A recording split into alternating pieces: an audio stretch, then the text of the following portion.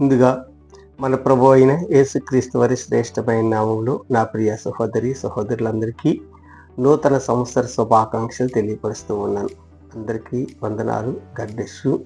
పరిశుద్ధ గ్రంథంలో ఒక మాట రాయబడింది, బాగుగా ఎరిగినటువంటి మాట, బాగుగా మనం జ్ఞాపకం చేసుకున్నటువంటి మాట. అపొస్తలుడైనటువంటి మరి పౌలు గారు కొరింథీయులకు రాస్తూ మరి చెప్తున్నటువంటి ఒక మాట, 2వ కొరింథీ 5వ అధ్యాయం 17వ వాక్యం. కాగా ఎవడైనను క్రీస్తునందున్న యెడల వాడు నూతన సృష్టి, పాతవి గతించెను, ఇదిగో క్రొత్తవాయెను. పాతవి గతించెను, ఇదిగో క్రొత్తవాయెను. సంవత్సరములు నీ జీవితంలో నీకెంత వయసు ఉంటే అన్ని సంవత్సరాలు నీ మీదుగా పొర్లుకుంటూ వెళ్ళిపోయింది. ఎంత వయసు ఉంటే అన్ని సంవత్సరాలు నీ మీదుగా పొర్లుకుంటూ వెళ్ళిపోయింది. ప్రతి సంవత్సరము నూతన సంవత్సర శుభాకాంక్షలు అనేక మందికి తెలియపరుస్తున్నాం. ప్రతి సంవత్సరము నూతన దయ కిరీటాన్ని పొందుకుంటూ ఉన్నాం. ప్రతి సంవత్సరము అనేక మందికి విషెస్ తెలియపరుస్తూ ఉన్నాం. అయితే మరి క్రీస్తు నందు ఉన్న యెడల నూతన సృష్టి అని చెప్తున్నాడు కదా. మనము క్రీస్తు నందు ఎంతగా ఉన్నామో, క్రీస్తులో ఎంత లోపలికి ఉన్నామో, ఎంత లోనికి ఉన్నామో అది వినుచున్న నీకు తెలుసు. నీ యొక్క స్వభావానికి తెలుసు.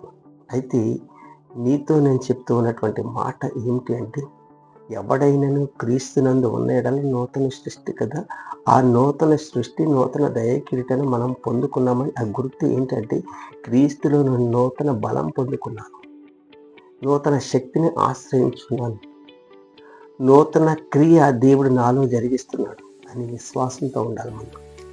ఎప్పుడైతే అట్టి విశ్వాసంలో ఉంటావో, ఎప్పుడైతే అట్టి విధేయత కలిగి ఉంటావో, తప్పనిసరిగా నీకు దేవుడు మునుపటి కంటే అధికమైనటువంటి ఆశీర్వాదము, మునుపటి కంటే అధికమైనటువంటి సంతోషము, మునుపటి కంటే అద్భుతమైన ఆత్మకార్యాలు నీ పట్ల జరిగిస్తాడు. అద్భుతమైన కార్యాలు జరిగిస్తాడు మునుపటి కంటే. కావాలా మునుపటి కంటే అధికమైన అద్భుత కార్యం కావాలి అంటే ఇది చేయవలసింది ఒకటి, క్రీస్తునందు నీవు ఉంటే నూతన సృష్టి. ఇదిగో పాతవి గతించింది, ఇదిగో క్రొత్తవి. పాతవి అంటే పాత జీవితం, సంవత్సరాలు కాదు మనలోంచి వెళ్ళిపోవాల్సింది. పాత జీవితాన్ని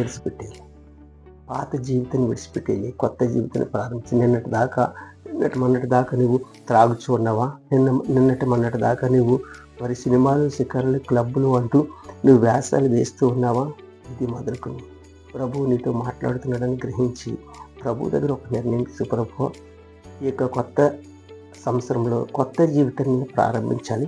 ఆ కొత్త జీవితాన్ని ప్రారంభించడానికి కావలసినటువంటి ఆత్మశక్తి నాపైన కుమ్మరింపచేసి ప్రభు, నాపైన కుమ్మరింపచేసి నాకు ఉన్నతమైనటువంటి ఆ యొక్క ఆత్మీయ ఆశీర్వాదాలను దయచేసి ప్రభు, మోకాళ్ళ నుంచి ప్రార్థించి దేవుడు తప్పనిసరిగా నీకు అనుగ్రహింపజేస్తాడు.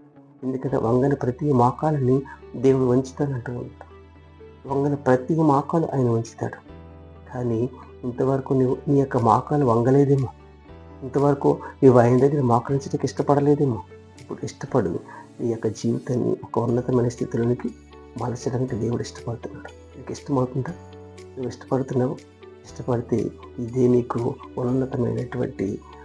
ఉన్నతమైనటువంటి ఆశీర్వాదం ఇచ్చేటువంటి సంవత్సరం. ఈ సంవత్సరంలో అధికమైనటువంటి మేలులు నీపైన దేవుడు కుమ్మరింపజేస్తాడు. అద్భుతమైన కార్యాలు నీ పట్ల జరిగిస్తాడు. ఆశ్చర్యమైన సంగతులు నీకు తెలియపరుస్తాడు. కావాలంటే ఇప్పుడు కన్ను మూసుకుని ప్రార్థనలు ఏకీభవించు.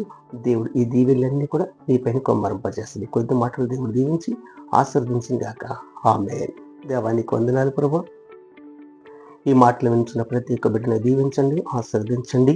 మీ ఆత్మకార్యం వారి పట్ల జరిగించిన ప్రతి పరిస్థితి మీ నామకు మహిమకరంగా మార్చండి.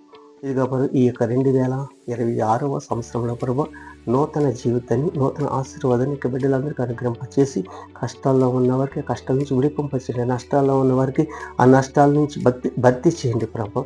ఇదిగో ప్రభు, నీ ఆత్మతో వర్ధింపండి ప్రభు. వారి ఉన్నతమైన ఆశీర్వాదాన్ని వారి పట్ల కుమ్మరింపచేయడానికి సహాయించండి. యేసు నామములో అడుగు బిడ్డలందరూ మరొకసారి మీ ఇస్తారు కాబట్టి చెప్పుకున్నాము తండ్రి.